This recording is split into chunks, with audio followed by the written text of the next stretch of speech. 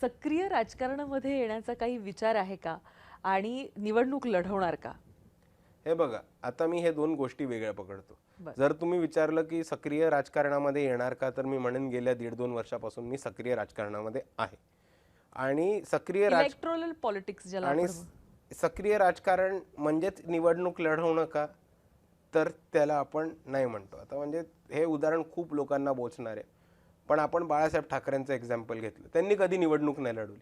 पण आपण कधी हे म्हणू का ते सक्रिय राजकारणी नव्हते? कधीच नाही म्हणणार. खरं. सो तो तसा एक अंडरस्टँडिंगचा भाग येतो.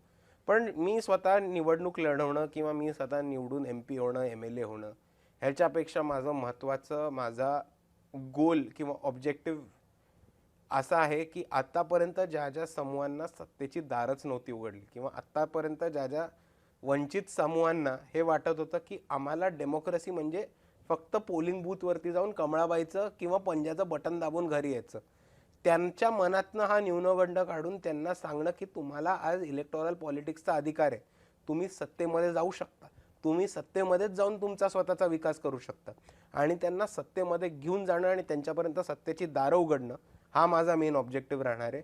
नॉट की मी स्वतः इलेक्शनला उभं राहीन.